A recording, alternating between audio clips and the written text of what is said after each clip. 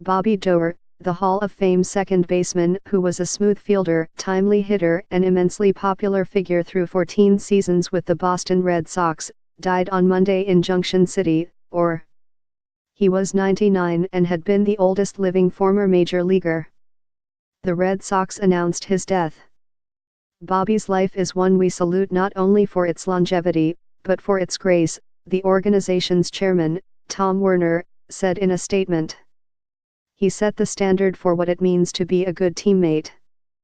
Doerr was a celebrated presence at Fenway Park, along with Ted Williams and Dom DiMaggio in the outfield and Johnny Pesky at shortstop. He was the last surviving major league player from the 1930s, having begun his career with the Red Sox in 1937. His death leaves Red Schoendienst, 94, best known for his years with the St. Louis Cardinals, as the oldest living Hall of Famer. Doerr lacked the tempestuousness of a Williams and the celebrity name of a DiMaggio.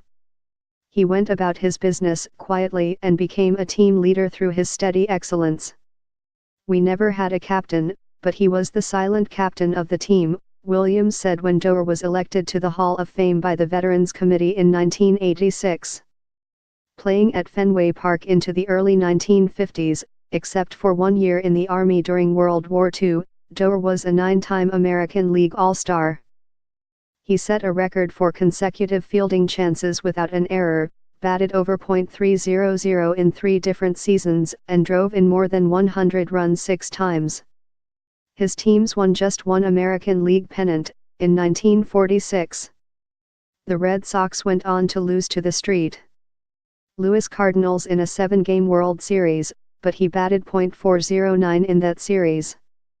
Doerr was easily the most popular player of the Red Sox and possibly the most popular baseball player of his era. David Halberstam wrote in Summer of '49, 1989, an account of a memorable pennant race between the Red Sox and the Yankees. He was so modest and his disposition so gentle that his colleagues often described him as sweet. He was the kind of man other men might have envied had they not liked him so much. Remarking on Doerr's fast hands, the novelist and Red Sox devotee George V. Higgins wrote in The Progress of the Seasons, 40 Years of Baseball in Our Town, 1989, that Doerr had the front paws of a polar bear. What Higgins found equally noteworthy was Doerr's standing before the often critical Boston press and fans. Bobby Doerr cannot recall being hammered by the Boston media or being insulted by the fans, he wrote. Reasonable enough, because he was perceived as a workman who always gave his very best. Robert Pershing Doerr was born in Los Angeles on April 7, 1918, the son of Harold and Frances Doerr. His father was a telephone company lineman. He was signed by the Hollywood team of the Pacific Coast League out of high school in 1934 and played 2 seasons in Hollywood, then a 3rd year for the franchise when it moved to San Diego. He was signed by the Red Sox after being scouted in the summer of 1936 by Eddie Collins, the Boston general manager and himself a former second baseman and future Hall of Famer. On that trip, Collins also discovered Williams, then a teenager with the San Diego team.